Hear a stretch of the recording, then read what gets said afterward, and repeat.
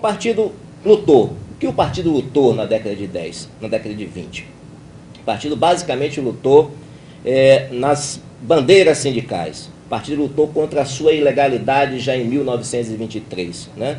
O partido passou a se utilizar de um instrumento de propaganda chamado O País, que agiu e atuou de 1923 a 1925, um órgão de comunicação do partido. Surge em 1925, 1º de maio de 1925, esse jornal emblemático chamado A Classe Operária, numa edição de 5.000 exemplares, que passou a ser o órgão efetivo da direção do Partido Comunista Brasileiro. Né? Nesse período ainda da década de 20, nós tivemos o segundo congresso, né, de 16 a 18 de maio de 1925, com 17 delegados, cuja pauta central era problemas sindicais e agitação em propaganda. Né? Em 1926, o partido lançou a revista Proletário, porém só funcionou um único número, que foi, na verdade, com uma série de debates sobre aquilo que adivinha do Congresso, ou seja, o segundo Congresso. Mas o fato mais importante desse período é o lançamento, já em 1927, da ideia de bloco, de frente única, né? Essa ideia que primeiro se chamou Bloco Operário, e que um pouco mais para frente foi chamado de Bloco Operário Camponês, né? Que disputou a eleição em 1928, elegendo 2 intendentes aqui no Rio de Janeiro, o Otávio Brandão e o Minervino de Oliveira, um negro operário, né? E teve uma importância muito grande pela forma ensejada de luta, ou seja, a forma de frente única, que articulava trabalhadores e a pequena burguesia revoltada com o estado de coisa que ocorria no Brasil, que tentava englobar nessa perspectiva os militares que movimentaram o Brasil durante todo esse período, através da Coluna Prestes, os levantes de 22 e tantos outros acontecimentos. Né? Então, o BOC foi um momento importante da história do PCB. E para fechar esse período e passar a palavra à professora Marli, eu diria que nós tivemos, em 29, 30 e 31 de dezembro de 1929, primeiro, 2 e 3 de 1930, janeiro de 1930, o terceiro congresso. Esse terceiro congresso é talvez, do ponto de vista da formulação, dos mais avançados da história do Brasil. Né? Essa formulação discutia que o país era semicolonial, dominado pelo imperialismo, a economia era agrária, o desenvolvimento da indústria era obstaculizado pelo imperialismo, a burguesia brasileira tinha capitulado nas demandas de 1924, né? Colocava a relação da burguesia com o imperialismo e também o latifúndio, né? E chamava na conjuntura a luta dos trabalhadores e trazia para a aliança novamente a classe operária e os segmentos da pequena burguesia radicalizada naquele momento. Né? A pauta também foi uma crítica ao BOC, já aí influenciado pela questão das decisões do 6º Congresso da Internacional Comunista, né? Em 1928, que fazia uma crítica à questão da relação do partido com o BOC e, ao mesmo tempo, saía da perspectiva de frente única e adotava uma tática de classe contra classe, que é do conhecimento de todos, e sabe que o estrago que fez nas relações do partido em diversas partes do mundo, para alguns, inclusive, uma concepção errada, que favoreceu, em alguns momentos, o fortalecimento do nazismo e, em especial, do fascismo. Então, a década de 20 tem essas características de um partido que nasce com uma necessidade histórica, se aprofunda nas lutas sociais, tem dificuldades para se fortalecer e cria um instrumento de frente única bastante importante e que fecha o seu ciclo, esse congresso extraordinário, do ponto de vista da relevância dele, não do ponto de vista da característica, do seu caráter, com uma formulação importante que, de certo modo, foi prejudicada pelos acontecimentos e as decisões demandadas do 6º Congresso da Internacional Comunista. Então, no primeiro momento, eu gostaria de colocar isso. A professora Maria Viviana vai trabalhar esse período até o Estado Novo, quando voltarei ao debate. Muito obrigado. Eu vou, para dar bastante espaço para nós discutirmos, eu só queria levantar o seguinte. De um modo geral, a minha preocupação hoje em dia é entender por que nós, e toda vez que eu falar do PCB, eu fizer uma crítica ao PCB, é uma autocrítica também, quando eu digo nós, é nós mesmos, não é eles e nós aqui sozinhos, é porque nós acumulamos derrotas.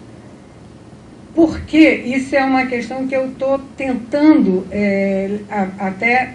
ir até o movimento anarquista. Quer dizer, por que é uma pesquisa sobre as ideias socialistas através da imprensa? Porque se nós temos toda a razão, nós não conseguimos chegar às massas, não conseguimos chegar, como disse Marx, ao coração das massas. Onde é que está o nosso erro? Eu estou trabalhando muito com a imprensa para ver se não é no conteúdo, se é no linguajar, né? Mas o que me preocupa aqui agora é a nossa história, no sentido de um grupo de pessoas, eu não tenho a menor dúvida, moral e eticamente, o que há de melhor na nossa sociedade. Por que nós cometemos tantos erros?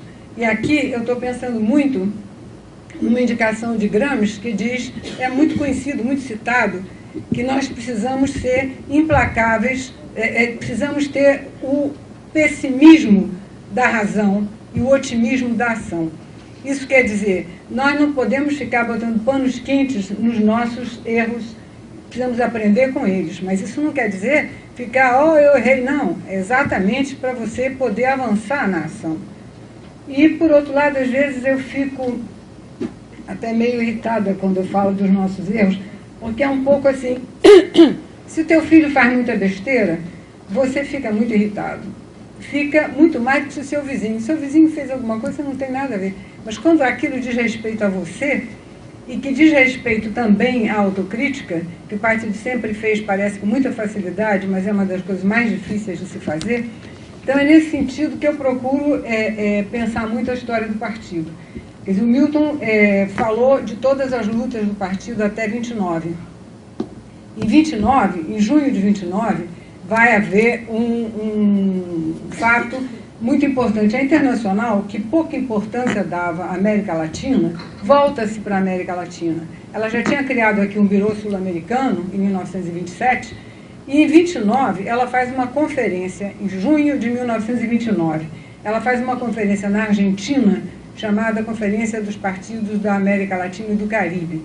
E essa conferência foi um marco muito ruim para nós, porque, como disse, com todos os erros, idas e vindas, muito pouca gente, o Astrogildo diz no livro dele, quando o PCB foi fundado, nós éramos um pequeno grupo conhecido de nós mesmos e da polícia, quer dizer, numa sociedade miserável, porque deve haver seguramente uma sociedade tão violenta e tão discriminadora como a nossa, mas a nossa está num dos primeiros lugares, sem dúvida nenhuma.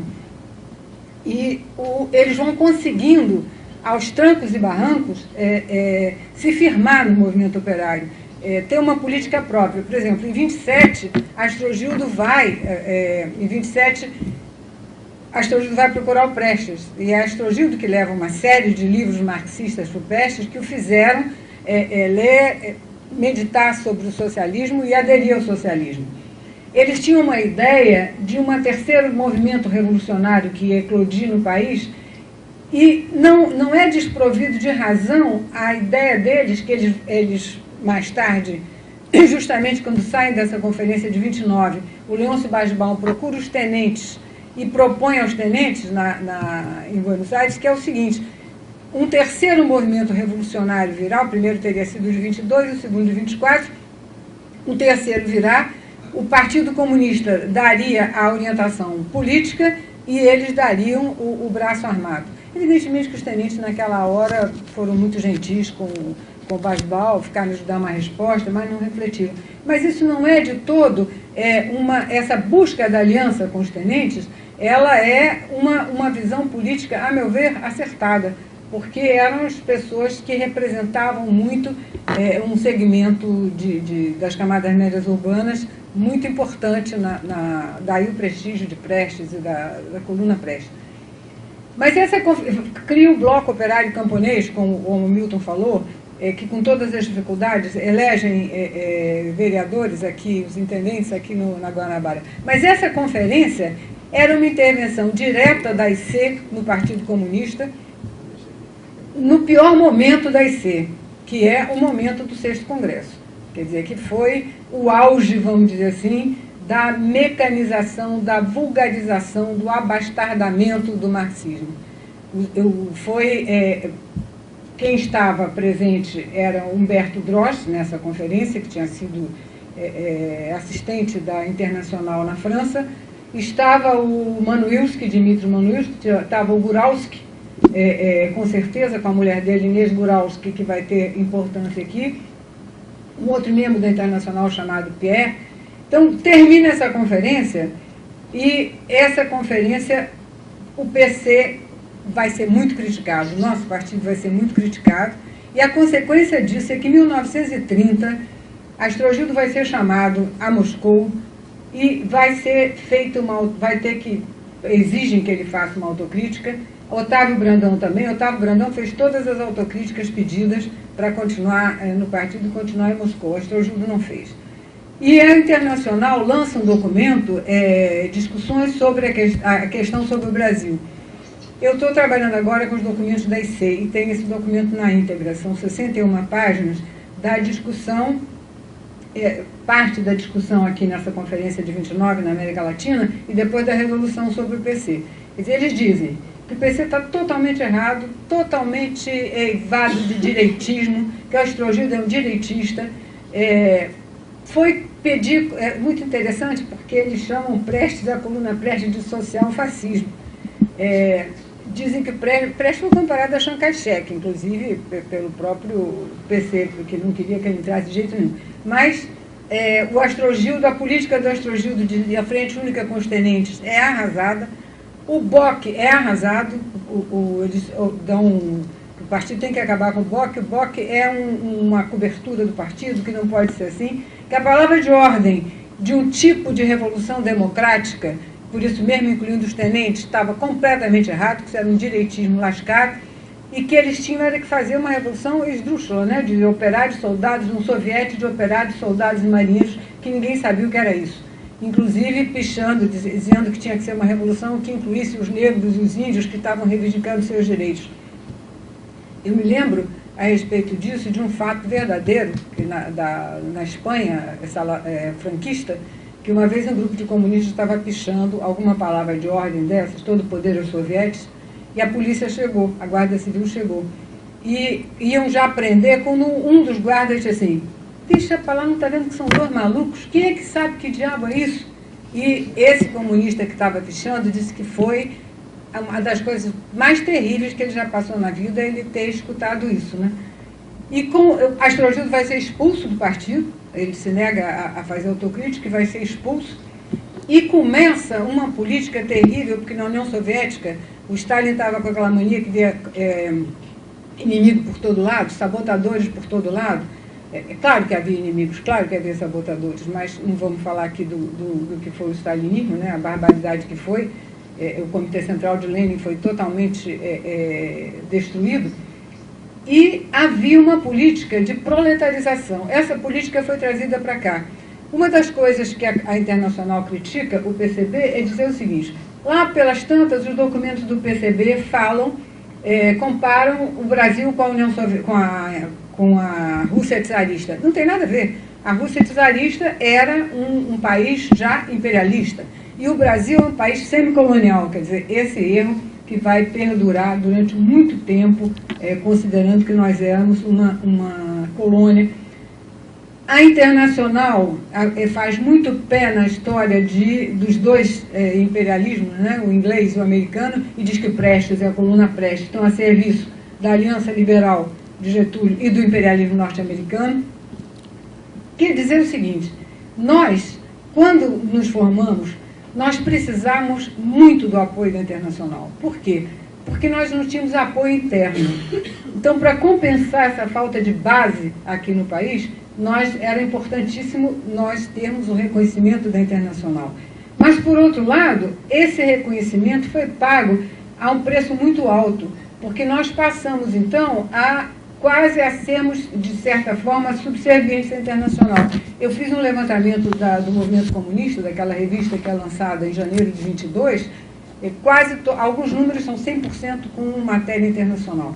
E os outros, a Voz Operária não, a Classe Operária não. A Classe Operária, depois, ela já é um jornal muito voltado internamente. Mas nos primórdios, nós tínhamos muita necessidade desse apoio. E esse apoio nos prejudicou nesse sentido. castrou muito a nossa iniciativa. E esses anos de 29 e 30 até 33, 34, foram os 3 anos de praticamente destruição do partido. Foi o período da política de proletarização. E era uma barbaridade. Quer dizer, quem não era, tinha que se provar que era proletário de 4 costados. Um dos dirigentes, o Paulo Lacerda foi expulso, o Leôncio Basbal foi expulso, Astrogildo já estava expulso. O Fernando Lacerda, irmão do Paulo Lacerda, filho de Maurício de Lacerda, neto do Sebastião Lacerda, né, que vai ser tio do Carlos Lacerda, que era filho do Maurício, ele era médico de uma família tradicional de Vassouras, a família Werneck de Lacerda. E a mulher dele era neta de latifundiário. Então, o que a Cida fez? Meu avô era latifundiário, era camponês, então eu sou de origem camponesa. E o Fernando Lacerda passou também a ser de origem camponesa porque era marido dela. Quer dizer, é uma caricatura que hoje a gente custa a acreditar. Começaram a dizer o seguinte: o povo pode participar da reunião do partido. Então, houve reunião do partido em que mendigo que estava passando na rua era chamado para votar. E quem não tivesse comprovado que era de origem operária e camponesa não podia votar.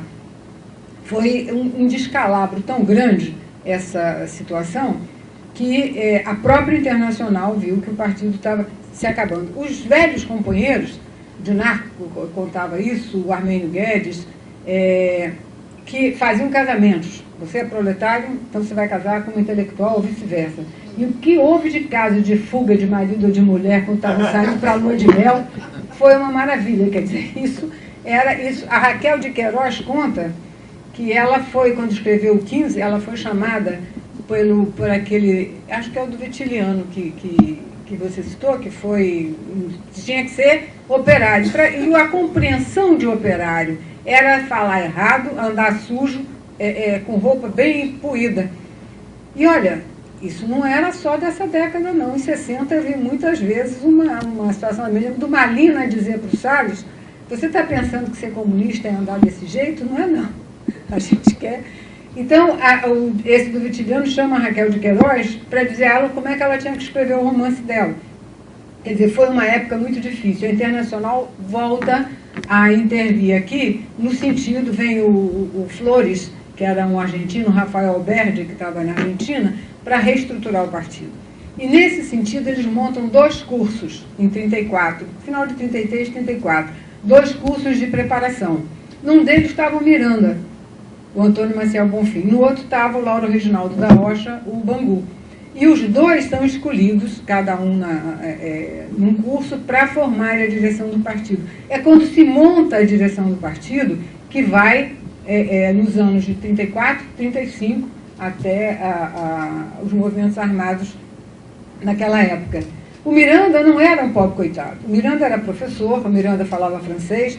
O Miranda, inclusive, tinha sido preso na Bahia, que ele tinha querido participar do movimento de 30, foi preso e fugiu no caminho. E foi se juntar ao Prestes. O Miranda, ele vai participar da Liga de Ação Revolucionária que o Prestes cria em Buenos Aires em julho de 1930.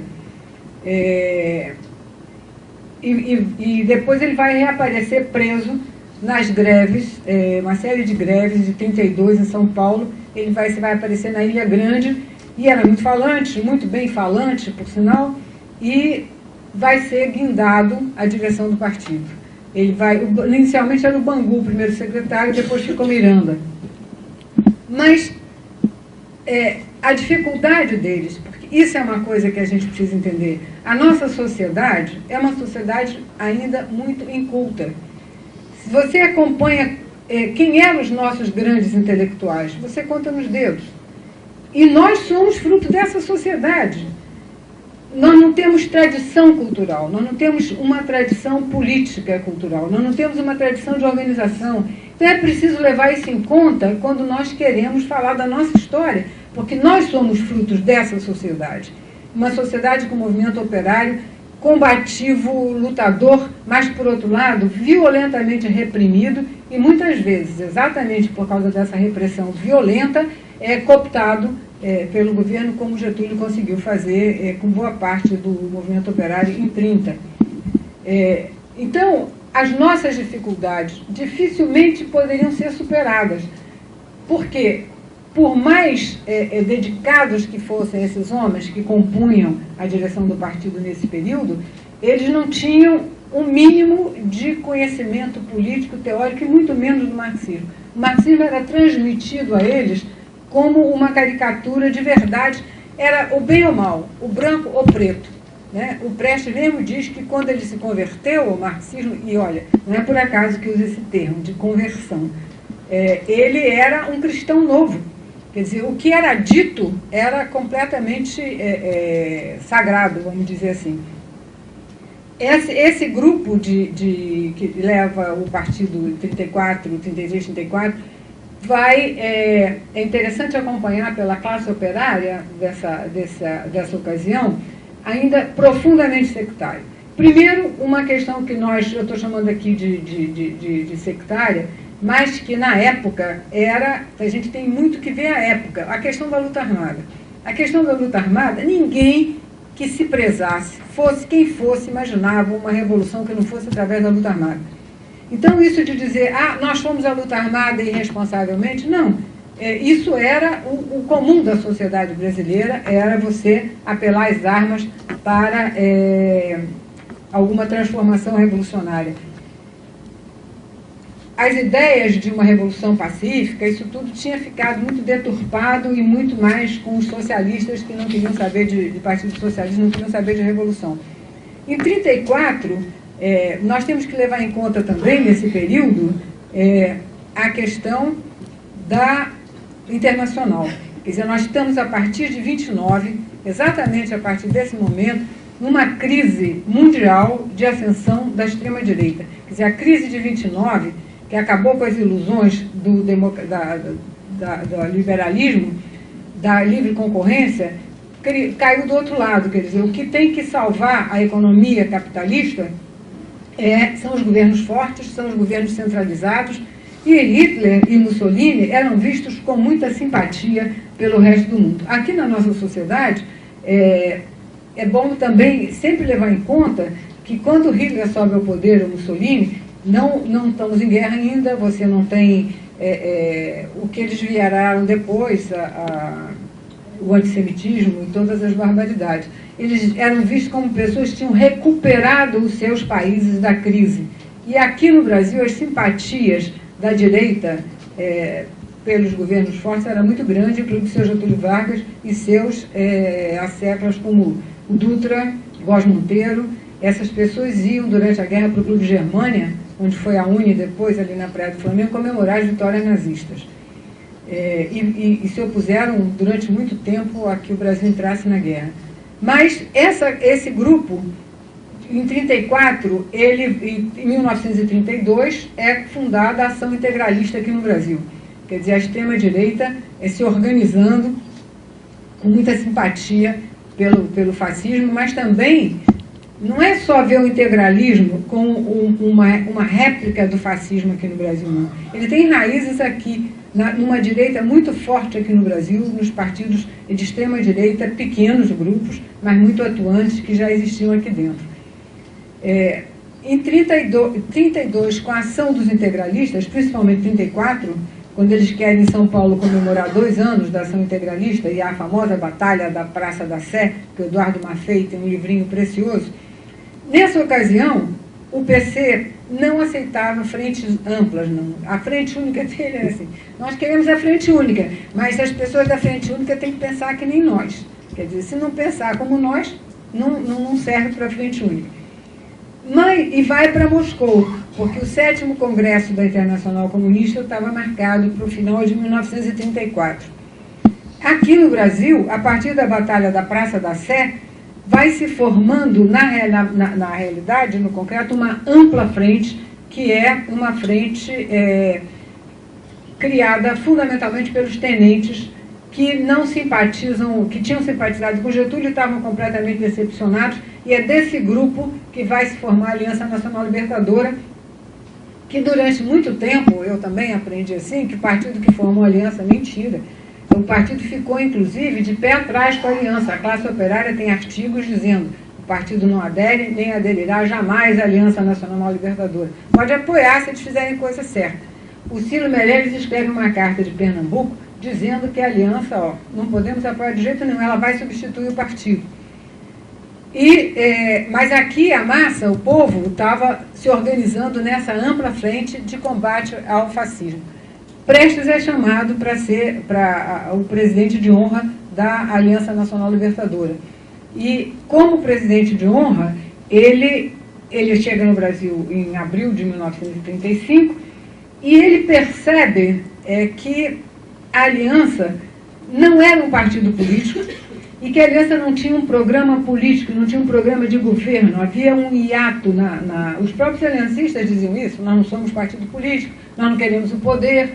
É muito da tradição tenentista de querer moralizar a política do país. E com isso, Prestes lança um documento por um governo nacional popular revolucionário com Luiz Carlos Prestes à frente.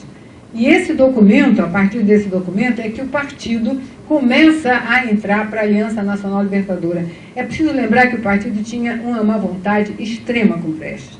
O Prestes, desde 1900, ele lança o Manifesto de Maio em 30, logo depois do Manifesto de Maio Internacional procura, ele faz a Liga de Ação Revolucionária em julho de 30, aí sim, a Internacional diz a ele: olha, ou você é do Partido Comunista ou o partido não pode, é contra o comunismo. Ele desfaz a Liga de Ação Revolucionária e faz juras de amor ao Partido Comunista. E toca a escrever manifesto que o Partido Comunista é que está certo, e o Partido Comunista aqui, já contra ele, era o Chiang Kai-shek, era um traidor, era, sabe, social-fascismo.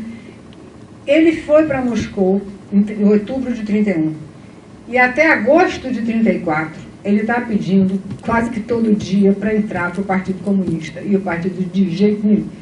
O livro do Carone tem muitos documentos sobre isso, não aceitam o Prestes de jeito nenhum. Havia um pé atrás com o Prestes muito grande, que aí a gente pode até entrar em especulações psicológicas, se seria assim uma figura que poderia empanar o brilho de outras pessoas.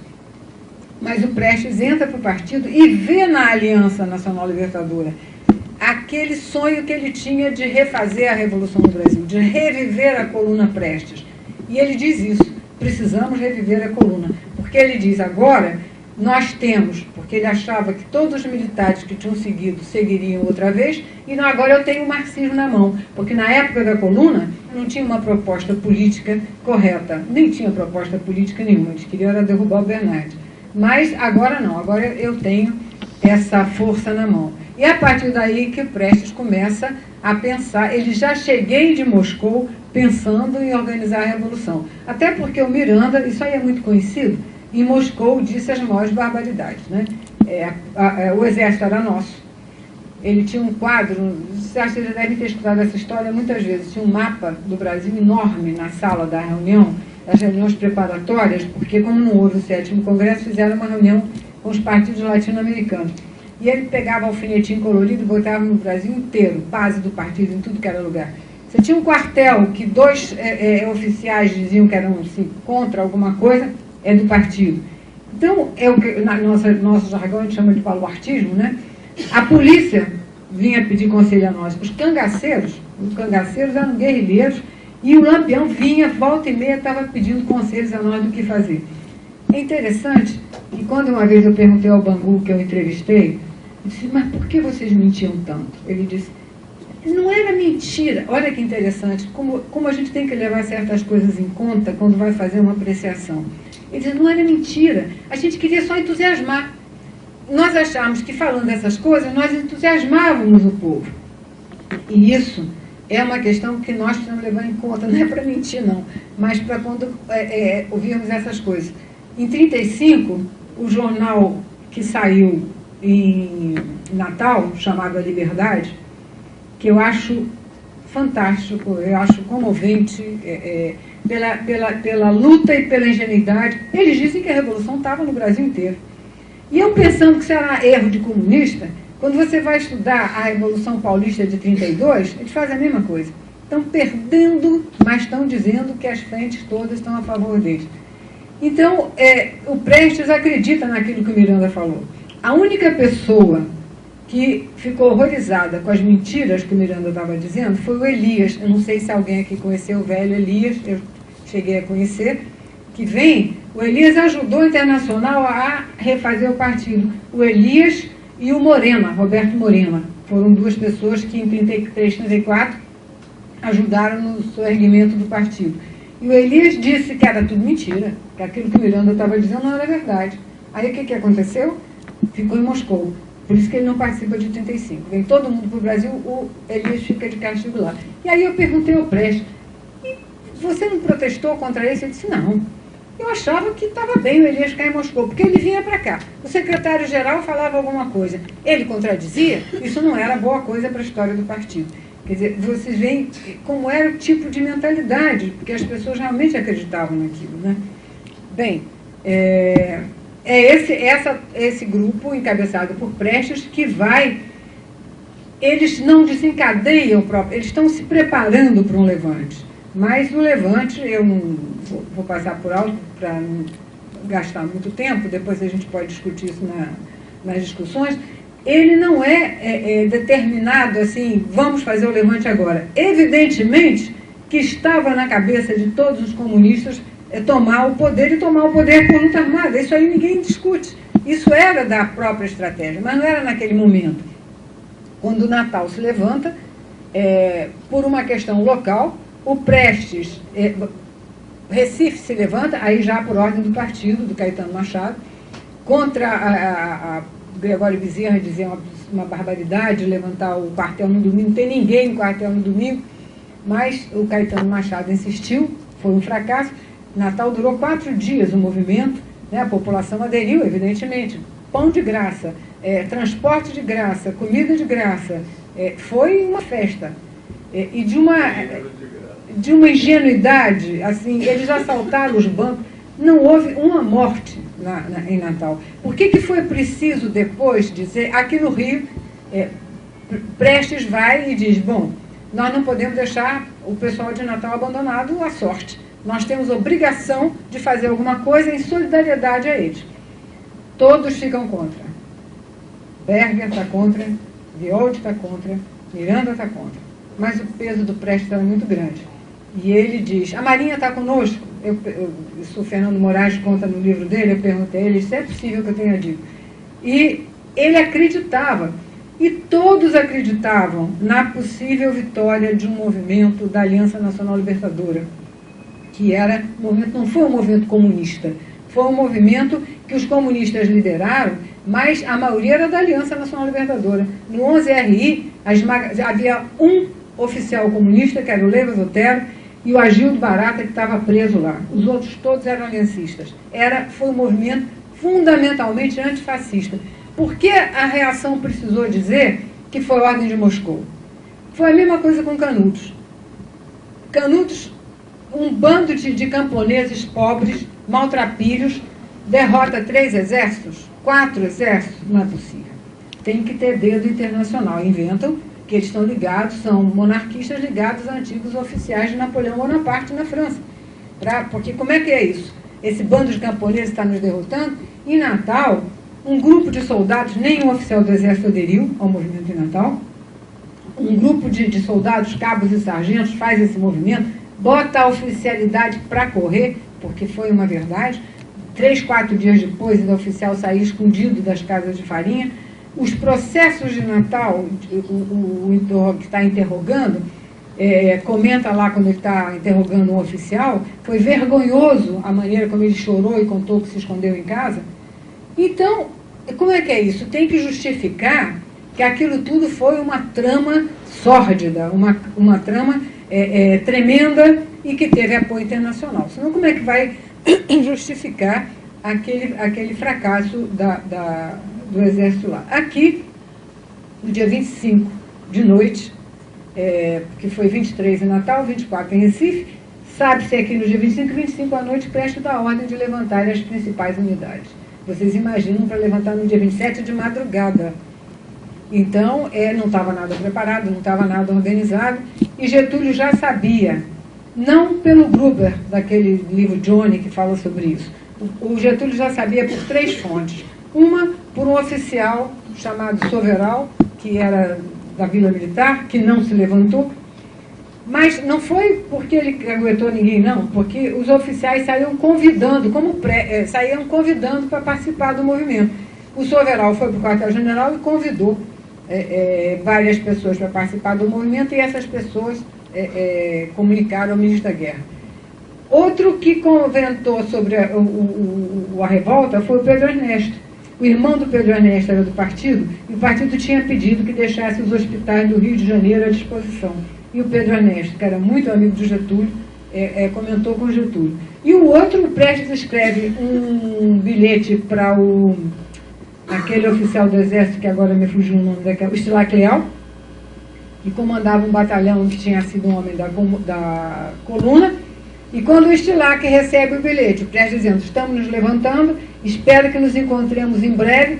O Estilac liga para o Filito Miller e diz: olha, está havendo uma revolução, e ainda cagueta quem foi levar o bilhete.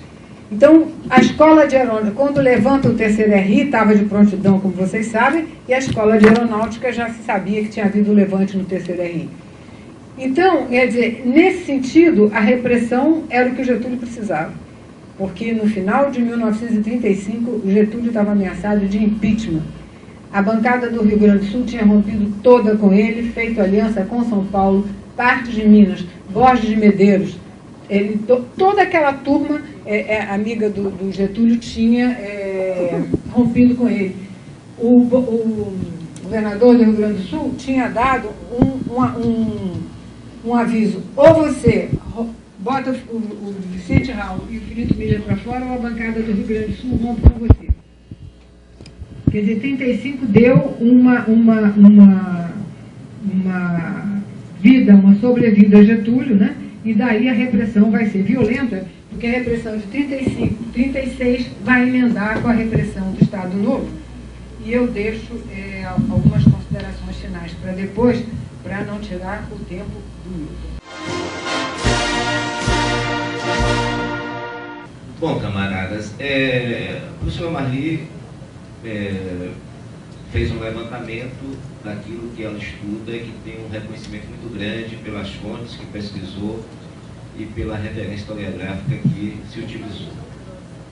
Eu continuo esse debate, mas na perspectiva sempre da preocupação com a jovem militância, do reforço das informações, de trazer um conjunto de dados para que a gente tome conhecimento da história desse partido, da relevância da história desse partido.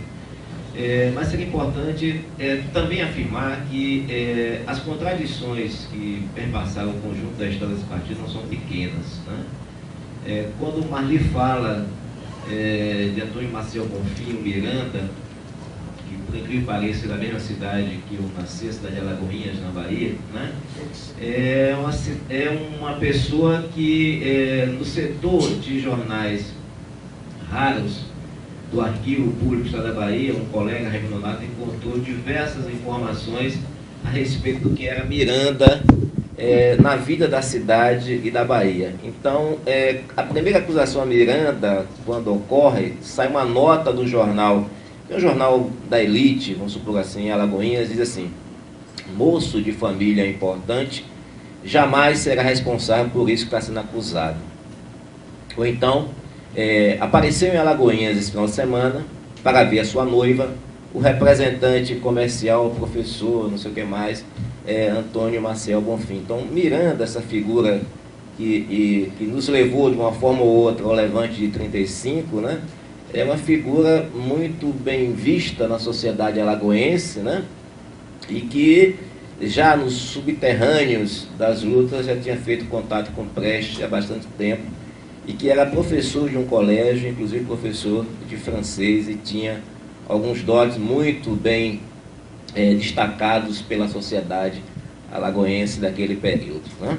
Mas continuando, veja bem, esse processo pós-35 é um processo traumático no PCB, né? Evidentemente que o partido passa por um processo de desmantelamento com uma repressão muito forte, né?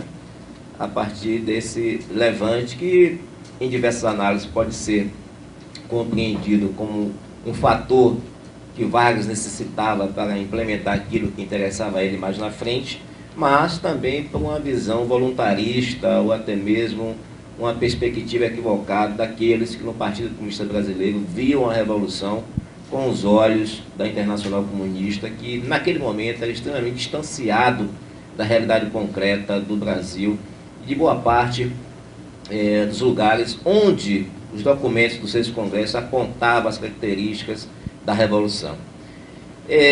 Esse episódio de 35, ele tem, como todo mundo tem conhecimento, o desmantelamento, a repressão, fatores assim terríveis na vida dos militantes ao redor do Brasil, como o episódio do presídio Maria Zélia, em São Paulo, onde acusados de forçar uma fuga comunista são assassinados, 4 são assassinados e 17 são baleados e ficam gravemente feridos, né?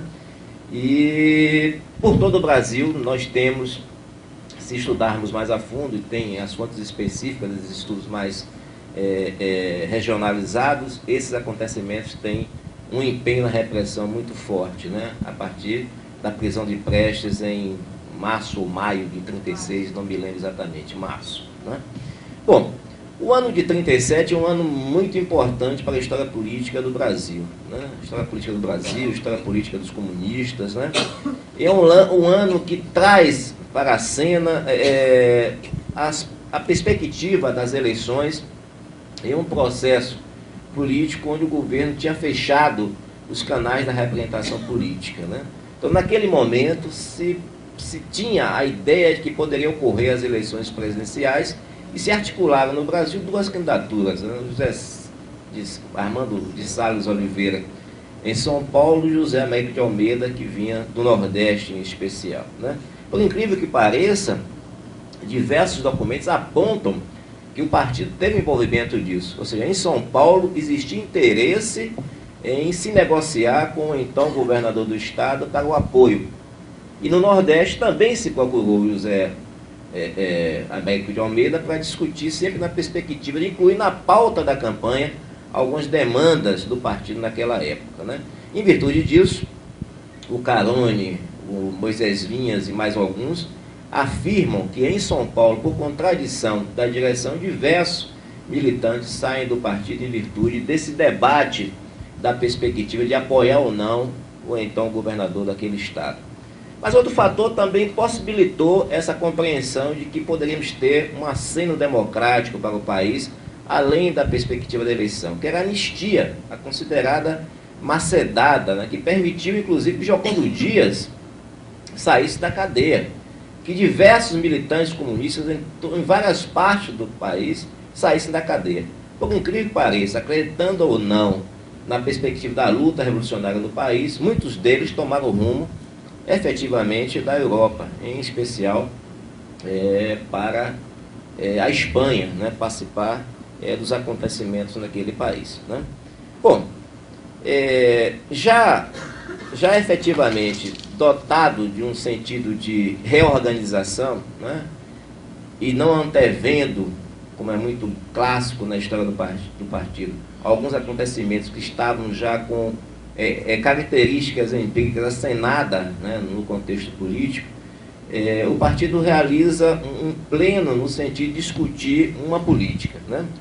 Essa política, na verdade, vai ser chamada um pouco mais para frente, né, de formulação política da União Nacional, né, de União Nacional, na verdade, né? E nessa política, nessa perspectiva, que é articulada a partir de um pleno do CC em agosto de 1937, ela faz uma autocrítica da visão insurrecional do partido naquele período anterior, que a professora Marli discorreu aqui, né? Afirma a luta pela democracia, acredita na perspectiva da legalidade, naquela institucionalidade burguesa daquele período, né? E constitui uma visão tática sobre uma frente de caráter nacional ou popular, né, chamada naquele momento de Frente Nacional Unificada, né, e já demandava, de certo modo, uma nova reflexão da Internacional Comunista a partir do documento do George Dimitrov, né, que já chegava ao nosso país e possibilitava essa discussão. discute naquela reunião, efetivamente, o caráter da Revolução Brasileira. E nesse pleno, a discussão passar por uma revolução, que a Revolução Brasileira era nacional, libertadora, e burguês democrático. Ou seja, foi o centro da discussão daquele pleno, o que deixava o partido na antessala da perspectiva de participação eleitoral, da discussão pela legalidade, da volta à atuação semiclandestina, com perspectiva de diminuição da repressão. No entanto, né, a partir desse momento, 90 dias depois, o partido desfaz esse documento e se manifesta a respeito da conjuntura. O que ocorreu na conjuntura, efetivamente? No final do ano de 1937, em novembro especificamente, né, no dia 10, o Getúlio Vargas dá o golpe de Estado, que passa a chamar de Estado Novo e institucionaliza a repressão do aparato de Estado sobre a sociedade brasileira, que é do conhecimento de todos nós, né? Ou seja, 90 dias depois desse acontecimento, o partido tira outro documento, chamando o governo de Vargas de fascista e conclamando a luta subterrânea contra esse governo. É bom refletir sobre isso, que em diversos momentos da história do partido, na sua relação com a conjuntura política, com a caracterização da revolução, com a perspectiva de luta social, né, as contradições do documento são flagrantes, né? Você tem o documento da Ordem e Tranquilidade até 47, e tem um documento de Prestes em 48, depois da cassação dos parlamentares, praticamente direcionando o partido para aquela frente que tinha a perspectiva, inclusive, da luta armada, que vai se consolidar num informe de Prestes ao Comitê Central em 49, e que vai ser efetivamente aprovada no 4º Congresso, a partir daquilo que foi chamado como o Manifesto de Agosto, né? Esse dado é relevante na história do PCB, essa contradição entre os documentos em tão curto prazo, né, efetivamente de realidade política, de contradição política. Bom, mas nós tivemos também, nesse mesmo período, uma desarticulação completa do partido, né? Uma desarticulação que ganhou corpo nacionalmente, uma repressão muito forte, uma infiltração violenta, e até a Internacional Comunista só aceitava se relacionar, depois desse episódio, já no final dos anos 30 e início dos anos 40, com o CR da Bahia, que era o CR minimamente mais organizado naquele período. Mas o que foi, na verdade, a discussão da União Nacional? Quais são as características, né, que são fomentadas para que possam ser caracterizadas como União Nacional? Nós tivemos, na verdade, uma perspectiva de três visões, vou levar a grosso modo até as vésperas da Conferência da Mantiqueira, que manifesta, na verdade, um ou outro posicionamento. O primeiro é um posicionamento que considera que a União Nacional em torno de Vargas, no entanto, sem a reorganização do partido, né? Isso vai ser considerado liquidacionismo e está basicamente na visão de Fernando Lacerda, né? É uma parte dessa discussão a respeito da proximidade com o governo, já antevendo as questões da guerra, já discutindo esse processo, já necessitando intervir nesse processo de apoio ao governo. E você vai ter um grupo também resistente às duas perspectivas. A perspectiva de apoiar Vargas, né, e da união com Vargas, na verdade, que é o Grupo de São Paulo, liderado por Caio Prado Júnior, que vai discutir a união nacional em torno da luta antifascista e de oposição ao governo, porque compreendia que a luta antifascista no Brasil se dava pela derrubada do governo de Getúlio Vargas, né? Esse conjunto de articulações, né, esse período tão longo que a gente está tentando sintetizar aqui para aproveitar o tempo máximo, ele vai chegar ao debate da Conferência da Mantiqueira, que é articulada efetivamente pelo chamado Grupo Baiano, que tem a presença de Armênio Guedes, tem a presença de Rui Facó, tem a presença de Alberto Passos Guimarães, tem a presença de Maurício Grabois, tem a presença de Arruda, né? E vai ter Mário Alves, né, que aparece para muitos de contrabando na Conferência da Mantiqueira, ou seja, uma espécie de pessoa que por si só foi a mantiqueira e terminou sendo aceito, com a crítica depois, por escrito do CR da Bahia, que a conferência aceitou a presença de Mário Alves naquele momento, né? Então você vai ter um debate que é articulado entre o CR da Bahia e algumas pessoas que estavam em Bahia, que depois se deslocaram para o Rio de Janeiro, a exemplo do Gragóis, a exemplo do Arruda, e aí vai surgir um elemento de conformação, de unidade e reestruturação do partido, que é a chamada CENOP, que vai se encarregar desse evento, que ocorreu em agosto, né, de 1943, aqui no Rio de Janeiro, na Barra do Piraí, eu acho, né, aquela região próxima ali, e que vai levar o partido minimamente para um debate sobre a perspectiva de apoio a Vargas, luta contra o nazifascismo, luta pela legalidade, o que vai ser muito incentivado pelos ventos que começavam a soprar efetivamente da Europa em virtude da questão do fim da guerra, né? Então, esse procedimento da rearticulação do partido, né? Uma rearticulação que não era aceita, inclusive, a presença de diversos outros CRs. Para você ter uma ideia, teve uma conferência do Nordeste que envolvia Bahia, Sergipe, Alagoas e Pernambuco, que não foi aceito nenhum outro estado da federação por orientação da Internacional Comunista, e está dito lá por João Falcão, que foi uma pessoa que fez o contato com a Internacional Comunista, indo, inclusive, via o Biro Sul-Americano, a Argentina e o Uruguai, né, que trouxe informação, que também Jorge Amado trouxe, como uma pessoa que estava fora do país, trouxe um conjunto de informações dos quais a Internacional Comunista não permitia a presença de outras seções nem militantes dos estados da federação, né? É tanto que essa conferência, realizada em dezembro de 1941, né, tinha um documento chamado Reconstruamos o nosso partido para ajudar a salvar o Brasil, a América e o mundo.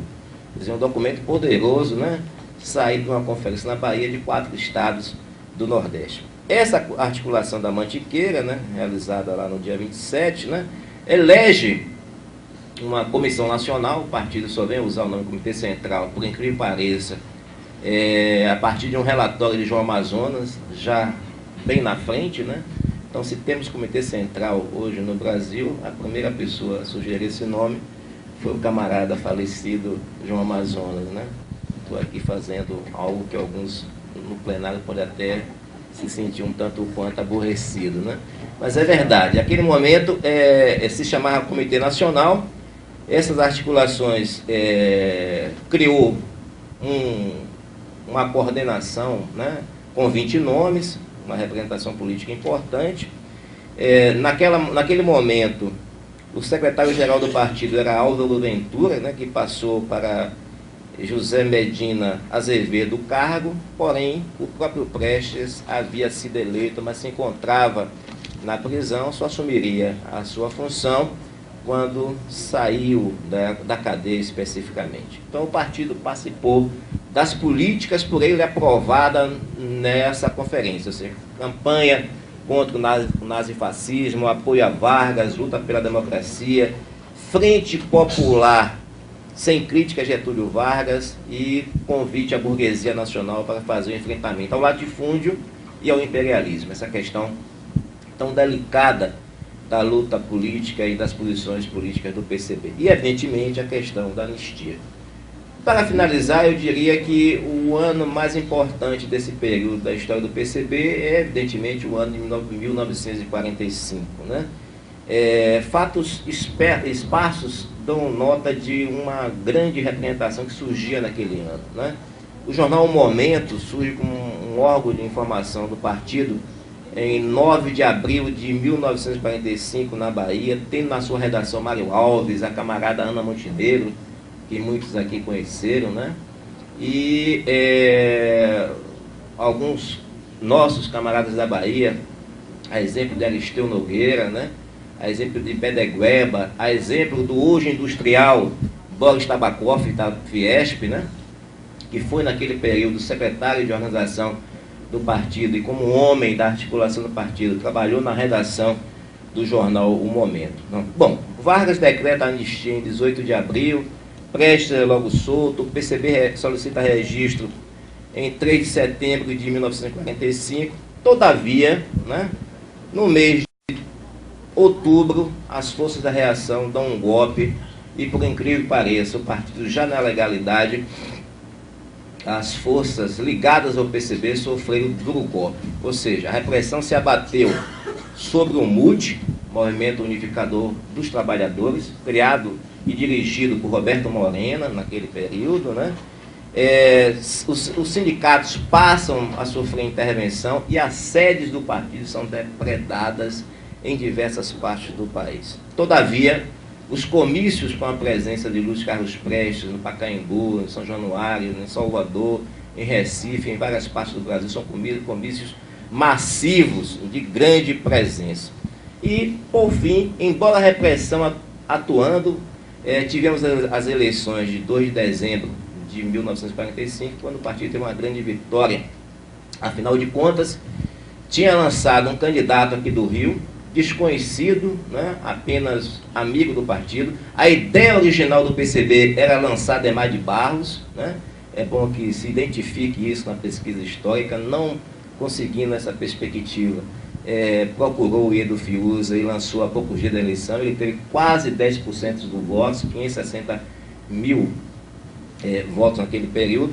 E como todos nós sabemos, tivemos uma grande eleição de Luiz Carlos Prestes, senador mais bem votado do Brasil, 160 mil votos, e eleição de 140, desculpe, aí a vontade da Revolução.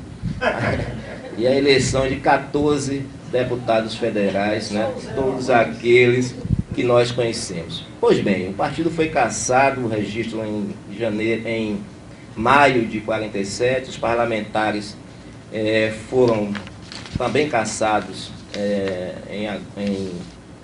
em janeiro de 48 e voltamos às trevas de tudo aquilo que é da história do PCB.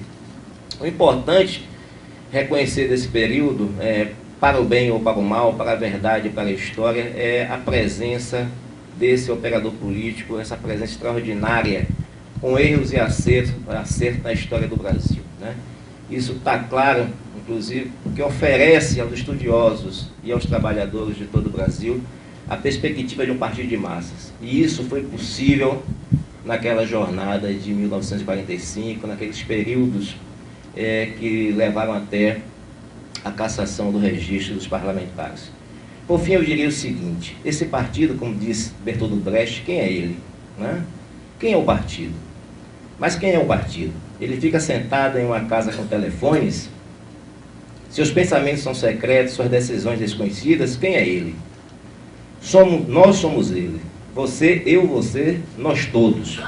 Ele veste sua roupa, camarada, e pensa com sua cabeça. Onde moram é a casa dele, e quando você é atacado, ele luta. Isso é o Partido Comunista Brasileiro. Isso somos nós. Muito obrigado.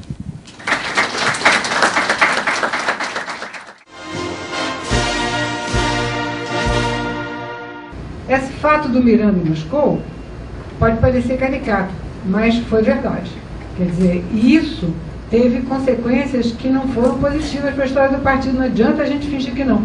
Que o Miranda era uma pessoa que eu tenho respeito por ele, sem dúvida nenhuma. Foi um homem que dedicou a vida dele, como disse o Milton, era uma pessoa, não precisava, ele não entrou por raiva nem por necessidade no partido, foi por questões ideológicas, mas estava enganado. Essa perspectiva dele de achar que a revolução está na ordem do dia, é só você pegar a coleção de classe operária de 35 e ver. Era assim, em 34 houve uma conferência do partido que lançou a seguinte palavra de ordem: as armas. Então, você vai para o jornal, o Leivas Otero dizia, você chama as armas e ninguém tem um fuzil, ninguém tem nada. Isso não ajudou o partido. É isso que eu acho que a gente deve. O Lenin uma vez disse uma coisa: nós devemos ser absolutamente rigorosos com o erro e termos a maior boa vontade com aquele que errou. Quer dizer, você chamar a atenção para o erro. Se houve caricatura, não fomos nós que fizemos, foi ele, na hora que você diz. E o Prestes tem um artigo também sobre isso, que o cangaço é aliado nosso, são revolucionários os cangaceiros. Quer dizer, os cangaceiros vão nos procurar para saber o que a gente deve fazer. se isso realmente isso é uma caricatura, mas eles é que fizeram, somos nós que estamos caricaturando. Quer dizer, a política de proletarização, com aqueles 3 ou 4 secretários gerais que passaram pelo partido de Astrogildo até o Miranda e o Brandão, foi uma caricatura mesmo. Uma caricatura provocada pela Internacional. Na hora que você abre as portas, é como se agora você dissesse: todo mundo aqui que não é proletário não fala, nem vota, e vamos pegar o pessoal de rua aí para vir votar, porque essa é a verdadeira massa do nosso povo. Foi uma caricatura que destruiu o partido naqueles anos. Precisou ter uma nova intervenção. Eu não sei se a gente já vai falar alguma coisa, palavras finais, ou alguma... No Otávio Brandão, eu acho, agora é uma opinião muito pessoal, que eu não entendo porque, de repente, começou-se a fazer do Otávio Brandão um grande líder do partido. Aí é uma opinião muito pessoal minha. O Otávio Brandão, a meu ver, foi um homem que nós devemos todo o respeito. Foi um lutador, lutou a vida inteira. Mas o Otávio Brandão não se compara ao Astrogildo Pereira, a meu ver. Se for o caso até de fazer comparação, que é uma coisa meio boba fazer comparação, mas, por exemplo, em 30 ele faz uma autocrítica violenta e fica quieto em Moscou. Ele vai reaparecer depois. O Otávio Brandão, ele é uma dessas pessoas que eu acho que nós tivemos umas pessoas dedicadas, umas pessoas que dedicaram a vida toda, estavam dispostas a morrer por causa disso, mas não tiveram muito êxito nas suas apreciações. Em relação a essa revolução de aliança, eu acho que eles tiveram razão, falei nisso quando eles vão procurar o Prestes Mas as cartas do Otávio Brandão, se você tiver interesse, eu lhe mando. Que a Internacional está disposta nos arquivos da Internacional Comunista, tem uma que diz o seguinte: o Partido Comunista não pode ir para frente, é cheio de mulato e negro. Como é que um partido cheio de mulato e negro pode ir para frente? Quer dizer, ele tinha uma compreensão, a meu ver, muito tosca da história da vida do partido. Eu acho que ele desempenhou um papel importante na formação do partido, ele desempenhou um papel importante nesse início, nesses primeiros anos 20, na formação do Bloco Operário Camponês, mas depois ele se apaga. O Astrogildo vai voltar, o Astrogildo vai ter uma posição importante.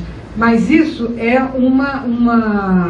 eu penso que, principalmente pelo grupo de Campinas, de Marília, de repente o Otávio Brandão passou a ser um grande líder partidário. Eu acho que isso não tem correspondência na realidade. Apesar de ser uma pessoa que faz parte da história do partido, faz parte da fundação do partido, em 31 ele vai sair expulso do Brasil em 31, Getúlio vai prendê-lo, botá-lo num navio com a mulher e 3 filhos pequenos, e vai. Ele foi parar na Alemanha e daí ele consegue ir para Moscou. E lá ele fica, fez a autocrítica dele e ficou lá esse tempo todo. Então eu acho que ele tem um papel destacado nesses primeiros anos da história do partido, mas depois ele vai se apagar bastante. Eu acho que nós devemos render homenagem a todos esses homens, inclusive ao Canelas, a todos esses homens que lutaram pela formação do partido. Por quê? Com todos os erros que eles cometeram, o partido seguiu adiante. E eu até avançaria no seguinte: erramos, fomos e voltamos. O Milton voltou. Em 35, luta armada. Em 45, apoio total a Getúlio. O Prestes tem uma série de documentos que recomenda não falar mal do Estado Novo. E todo mundo conhece a famosa foto do Prestes, ele não está segurando o microfone, mas está sorrindo para o Getúlio. Por falta dele? Não. Foi uma má interpretação da realidade. Naquela época o Prestes me disse, tem gravado isso, essa turma do Fernando Lacerda, que quis acabar com o partido, a partir do Browder nos Estados Unidos, que era o primeiro secretário, o Browderinho, o Prestes disse, eu cheguei a me empolgar com isso. Por quê? Porque no mundo e a União Soviética dizia o seguinte: acabou a guerra ideológica. Com a unidade para combater o fascismo entre americanos e soviéticos, a guerra ideológica acabou. Agora trata-se de uma guerra econômica. Lê do engano. Quer dizer, daqui a pouco tem a Guerra Fria, fecha o partido e diz, vocês sabem disso, vamos apertar o cinto. Isso não é caricatura, isso é para mostrar os erros que nós cometemos, as idas e vindas. E isso foi um problema que nós tivemos. O que nós devemos pensar é o seguinte: com tudo isso, nós chegamos aqui. Quer dizer, além desses erros, podíamos estar mais adiante se não fossem esses erros? Eu acho que não. Porque um grande historiador que ainda está vivo, o Eric Hobsbawm, ele diz a respeito da Inglaterra o seguinte: uma sociedade não pode pensar em revolução se a revolução não está na ordem do dia dessa sociedade. E nós nunca tivemos a revolução na ordem do dia da nossa sociedade. Quer dizer, veja só, nós estamos combatendo com uma sociedade autoritária, repressiva, com uma classe operária que não está colocada para ela a revolução, por mais combativa que ela seja, com uma repressão brutal em cima de nós. A primeira ilegalidade do partido não foi em 23, não, foi no julho de 22. Quer dizer, ele se forma em março, em julho ele já está clandestino. Quer dizer, com tudo isso, nós, com as idas e vindas, nós conseguimos chegar aqui, porque eu acho que os grandes erros estão lá no PPS. Decantou. Agora, eu acho. Agora, esse grupo que está aqui tem outros problemas pela frente. Nós somos poucos, com uma dificuldade brutal, porque antes nós tínhamos a União Soviética, que com todos os erros que foram imensos, era uma barreira contra os Estados Unidos. A União Soviética desmantelou-se. Isso é outra discussão. Agora os americanos fazem o que eles querem. Os americanos invadiram o Iraque, estão para invadir o Irã, estão fazendo o que eles querem no Oriente Médio, Israel juntinho com eles, e não tem a União Soviética para se contrapor. Né? A classe operária está sendo bombardeada noite e dia pela grande publicidade, pela Rede Globo, por esses grupos. Quer dizer, hoje, apesar de nós sermos os melhores, dos erros terem ficado lá de lá, as nossas dificuldades objetivas são muito maiores, porque nós temos, inclusive, dentro da classe operária, a concorrência das igrejas, a concorrência da Igreja Universal, a concorrência de todos esses grupos que não têm o menor escrúpulo em fazer o apelo ao sentimentalismo e ao misticismo do povo. Mas, se nós sobrevivemos até agora, vamos sobreviver por muito mais tempo.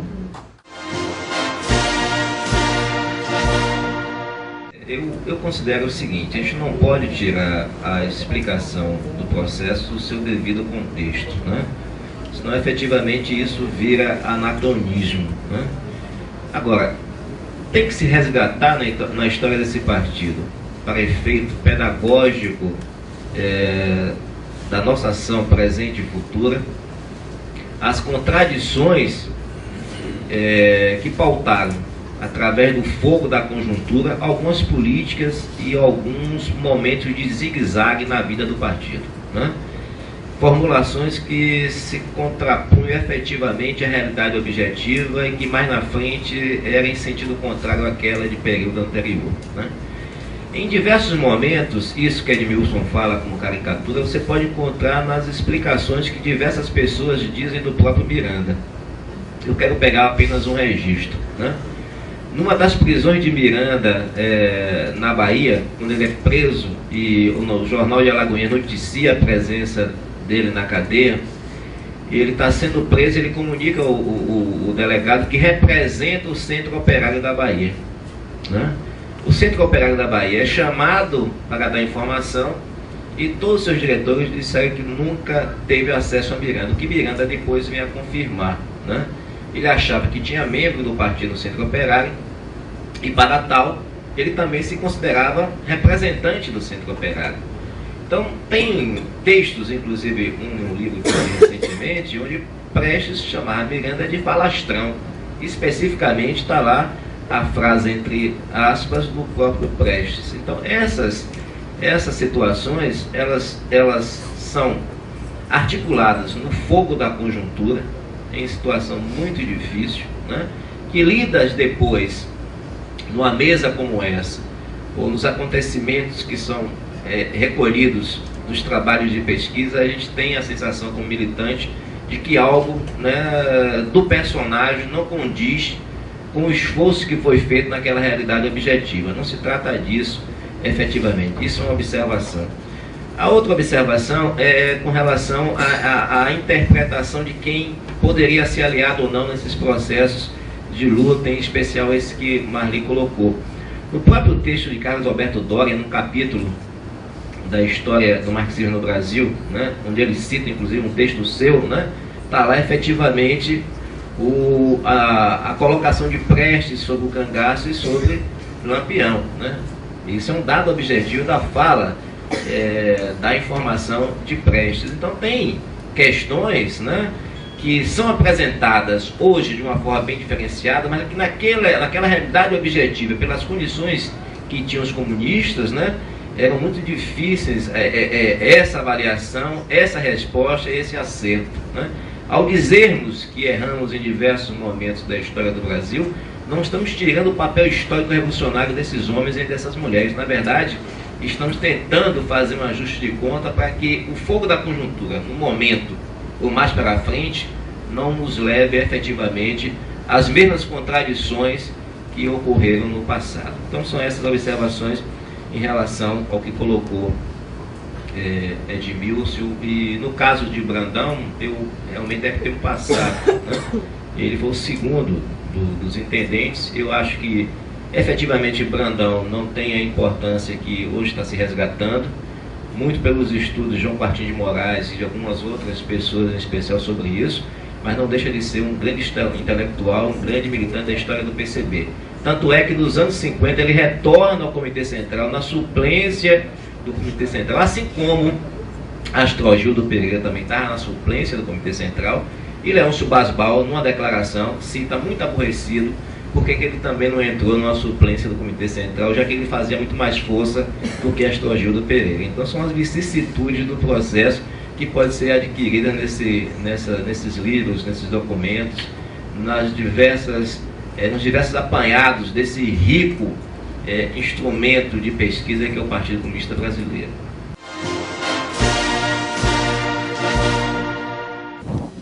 Bom, meus camaradas, é muito simples, é dizer do grande esforço que o nosso partido está fazendo para trazer esse debate, envolver a militância, os amigos, a intelectualidade, todos aqueles que militam e conhecem a nossa história, né?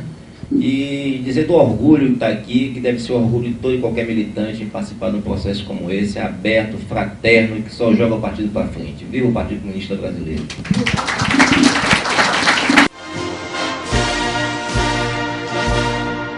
Espero muitas vezes estar aqui presente nas comemorações, e me lembro a última comemoração de que eu participei, porque como o tempo passa, a gente não fica velho, não, o tempo que passa.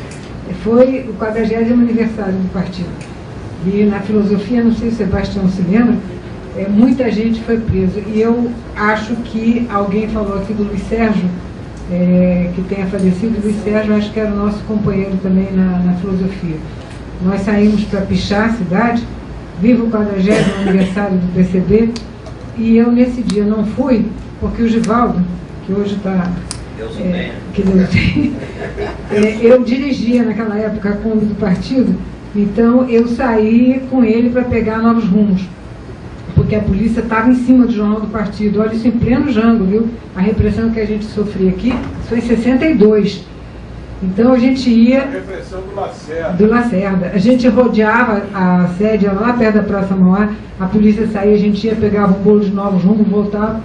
E eu fui para casa umas 5 da manhã, quando bate o Antônio Carlos Pinto Peixoto, Sebastião lembra dele, lá na porta, que o pessoal estava pichando, viva o 40º aniversário, um grupo grande, Rubem César, que hoje é da Viva Rio, Mauricinho, Pedro Alcântara, estavam todos, Randolfo pichando, viva o 40º, e o Antônio Carlos estava de segurança. Só que quando veio a polícia, o Antônio Carlos primeiro cuidou da segurança dele. Aí a polícia prendeu todo mundo. Era o Wilson do Nascimento Barbosa, que sumiu só desse tamanho. Puseram os 8 atrás de um Fusca, foi tudo para a cadeia. E nós fomos atrás do Hércules Correia, que Deus o tenha também, que era deputado, para soltar as pessoas. E depois, 50 anos depois, estamos aqui comemorando os 90 anos. Quer dizer, vamos aos 100. Espero. Eu e a Anita Prestes tínhamos uma combinação que em 2017 cada uma com seus 80 anos nas costas, nós íamos estar na Praça Vermelha, na comemoração dos 100 anos da Revolução Russa. E a gente brincava muito que nós íamos ficar fofocando o tempo todo, que com essa idade, conhecendo o partido como a gente conhecia, ia ser uma fofoca só. Enfim, a vida vai transformando tudo, né? Mas quem sabe? Nós ainda havemos de comemorar, fazer muitas e muitas comemorações. Obrigada.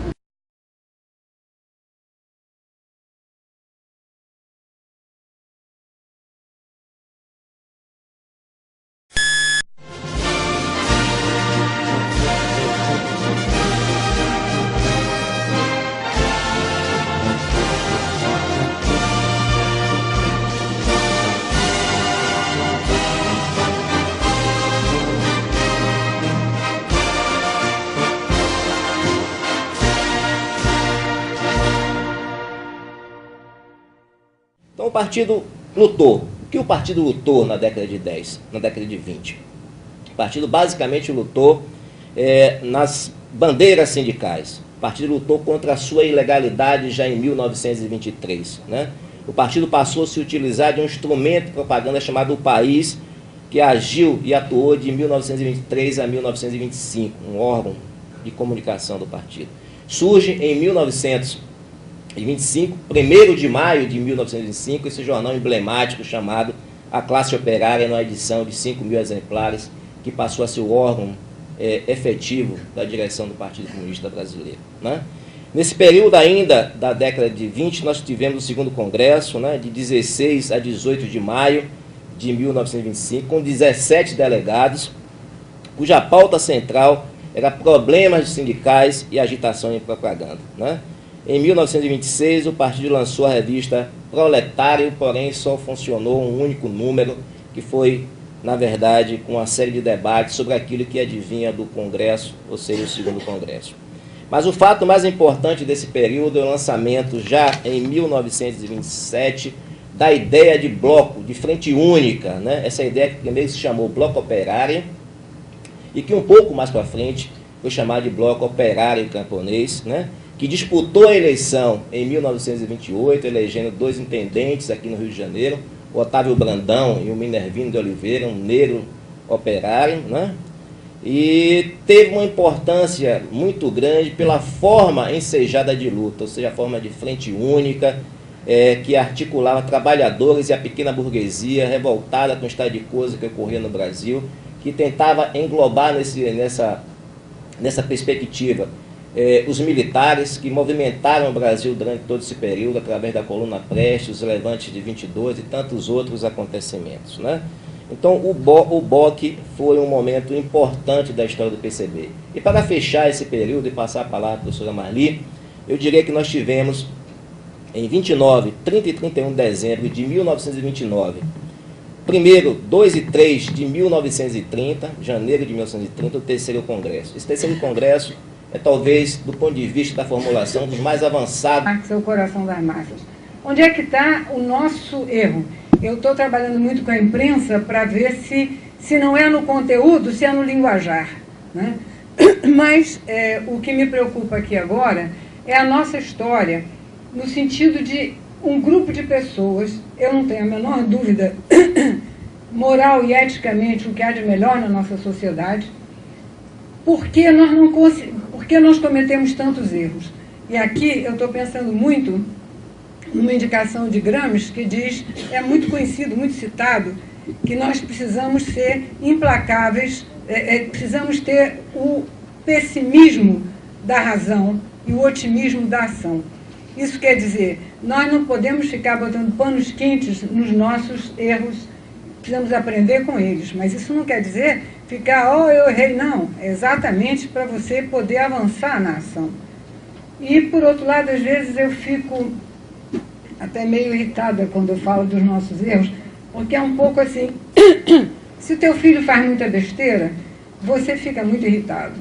Fica muito mais que se o seu vizinho. Se o seu vizinho fez alguma coisa, não tem nada a ver. Mas quando aquilo diz respeito a você, e que diz respeito também à autocrítica, que o partido sempre fez, parece, com muita facilidade, mas é uma das coisas mais difíceis de se fazer, então é nesse sentido que eu procuro pensar muito a história do partido. Quer dizer, o Milton falou de todas as lutas do partido até 29. Em junho de 29, vai haver um fato muito importante. A Internacional, que pouca importância dava à América Latina, volta-se para a América Latina. Ela já tinha criado aqui um Birô Sul-Americano, em 1927, e em 29 ela faz uma conferência, em junho de 1929, ela faz uma conferência na Argentina, chamada Conferência dos Partidos da América Latina e do Caribe. E essa conferência foi um marco muito ruim para nós, porque, como disse, com todos os erros, idas e vindas, muito pouca gente, o Astrogildo diz no livro dele, quando o PCB foi fundado, nós éramos um pequeno grupo conhecido de nós mesmos e da polícia, quer dizer, numa sociedade miserável, porque deve haver seguramente uma sociedade tão violenta e tão discriminadora como a nossa, mas a nossa está num dos primeiros lugares, sem dúvida nenhuma. E eles vão conseguindo, aos trancos e barrancos, se firmar no movimento operário, ter uma política própria. Por exemplo, em 27, Astrogildo vai, Astrogildo vai procurar o Prestes, e é Astrogildo que leva uma série de livros marxistas para o Prestes que o fizeram ler, meditar sobre o socialismo e aderir ao socialismo. Eles tinham uma ideia de um terceiro movimento revolucionário que ia eclodir no país, e não é desprovido de razão a ideia deles, que eles mais tarde, justamente quando saem dessa conferência de 29, o Leôncio Basbaum procura os tenentes e propõe aos tenentes em Buenos Aires, que é o seguinte: um terceiro movimento revolucionário virá, o primeiro teria sido de 22, o segundo de 24, o terceiro virá, o Partido Comunista daria a orientação política e eles dariam o braço armado. Evidentemente que os tenentes naquela hora foram muito gentis com o Basbaum, ficaram nos dar uma resposta, mas não refletiram. Mas isso não é de todo essa busca da aliança com os tenentes, ela é uma visão política, a meu ver, acertada, porque eram as pessoas que representavam muito um segmento das camadas médias urbanas muito importante, daí o prestígio de Prestes e da coluna Prestes.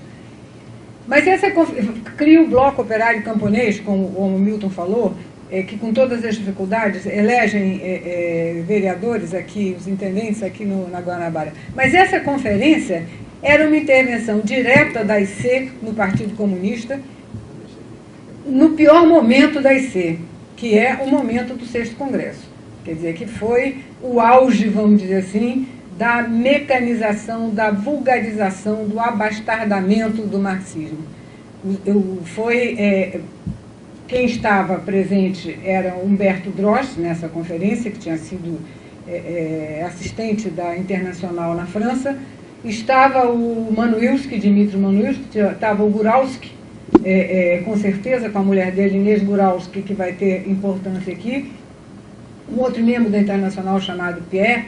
Então, termina essa conferência, e essa conferência, o PC vai ser muito criticado, o nosso partido vai ser muito criticado, e a consequência disso é que em 1930, Astrogildo vai ser chamado a Moscou e vai ser feita exigem que ele faça uma autocrítica. Otávio Brandão também. Otávio Brandão fez todas as autocríticas pedidas para continuar no partido e continuar em Moscou. Astrogildo não fez. E a Internacional lança um documento, discussões sobre a questão sobre o Brasil. Eu estou trabalhando agora com os documentos da IC e tenho esse documento na íntegra. São 61 páginas da discussão, parte da discussão aqui. Da história do Brasil, né? Essa formulação discutia que o país era semicolonial, dominado pelo imperialismo, a economia era agrária, o desenvolvimento da indústria era obstaculizado pelo imperialismo, a burguesia brasileira tinha capitulado nas demandas de 1924, né? Colocava a relação da burguesia com o imperialismo e também o latifúndio, né? E chamava na conjuntura a luta dos trabalhadores e trazia para a aliança novamente a classe operária e os segmentos da pequena burguesia radicalizada naquele momento, né? A pauta também foi uma crítica ao BOC, já aí influenciado pela questão das decisões do 6º Congresso da Internacional Comunista, né? em 1928, que fazia uma crítica à questão da relação do partido com o BOC e, ao mesmo tempo, saía da perspectiva de frente única e adotava uma tática de classe contra classe, que é do conhecimento de todos, e sabe que o estrago que fez nas relações do partido em diversas partes do mundo, para alguns, inclusive, uma concepção errada, que favoreceu, em alguns momentos, o fortalecimento do nazismo e, em especial, do fascismo. Então, a década de 20 tem essas características de um partido que nasce com uma necessidade histórica, se aprofunda nas lutas sociais, tem dificuldades para se fortalecer e cria um instrumento de frente única bastante importante e que fecha o seu ciclo, esse congresso extraordinário, do ponto de vista da relevância dele, não do ponto de vista da característica, do seu caráter, com uma formulação importante que, de certo modo, foi prejudicada pelos acontecimentos e as decisões demandadas do 6º Congresso da Internacional Comunista. Então, no primeiro momento, eu gostaria de colocar isso. A professora Maria Viviana vai trabalhar esse período até o Estado Novo, quando voltarei ao debate. Muito obrigado. Eu vou, para dar bastante espaço para nós discutirmos, eu só queria levantar o seguinte. De um modo geral, a minha preocupação hoje em dia é entender por que nós, e toda vez que eu falar do PCB, eu fizer uma crítica ao PCB, é uma autocrítica também, quando eu digo nós, é nós mesmos, não é eles e nós aqui sozinhos, é porque nós acumulamos derrotas. Porque isso é uma questão que eu estou tentando até ir até o movimento anarquista. Quer dizer, por que é uma pesquisa sobre as ideias socialistas através da imprensa? Porque se nós temos toda a razão, nós não conseguimos chegar às massas, não conseguimos chegar, como disse Marx, nessa conferência de 29 na América Latina, e depois da Revolução sobre o PC. Quer dizer, eles dizem que o PC está totalmente errado, totalmente eivado de direitismo, que o Astrogildo é um direitista. Foi pedir, muito interessante, porque eles chamam Prestes, a coluna Prestes, de social fascismo. Dizem que Prestes foi comparado a Chiang Kai-shek, inclusive pelo próprio PC, porque não queria que ele entrasse de jeito nenhum. Mas o Astrogildo, a política do Astrogildo de a Frente Única com os Tenentes é arrasada. O BOC é arrasado, o partido tem que acabar com o BOC é uma cobertura do partido, que não pode ser assim, que a palavra de ordem de um tipo de revolução democrática, por isso mesmo incluindo os tenentes, estava completamente errado, que isso era um direitismo lascado, e que eles tinham era que fazer uma revolução esdrúxula, né, de operários, soldados, um soviético de operários, soldados e marinheiros, que ninguém sabia o que era isso. Inclusive pichando, dizendo que tinha que ser uma revolução que incluísse os negros e os índios que estavam reivindicando seus direitos. Eu me lembro, a respeito disso, de um fato verdadeiro, que na Espanha, franquista, que uma vez um grupo de comunistas estava pichando alguma palavra de ordem dessas, todo o poder aos soviéticos, e a polícia chegou, a Guarda Civil chegou. E iam já prender quando um dos guardas disse assim: "Deixa pra lá, não está vendo que são dois malucos? Quem é que sabe que diabo é isso?" E esse comunista que estava pichando disse que foi uma das coisas mais terríveis que ele já passou na vida, ele ter escutado isso, né? E com Astrogildo vai ser expulso do partido, ele se nega a fazer autocrítica e vai ser expulso, e começa uma política terrível, porque na União Soviética o Stalin estava com aquela mania que via inimigo por todo lado, sabotadores por todo lado. Claro que havia inimigos, claro que havia sabotadores, mas não vamos falar aqui do que foi o stalinismo, né, a barbaridade que foi. O Comitê Central de Lenin foi totalmente destruído. E havia uma política de proletarização. Essa política foi trazida para cá. Uma das coisas que a Internacional critica, o PCB, é dizer o seguinte: lá pelas tantas, os documentos do PCB falam, comparam o Brasil com a União Soviética, com a Rússia czarista. Não tem nada a ver. A Rússia czarista era um país já imperialista.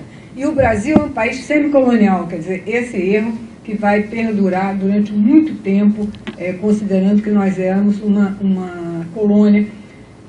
A Internacional faz muito pé na história dos dois imperialismos, né, o inglês e o americano, e diz que Prestes é a coluna Prestes. Então, assim,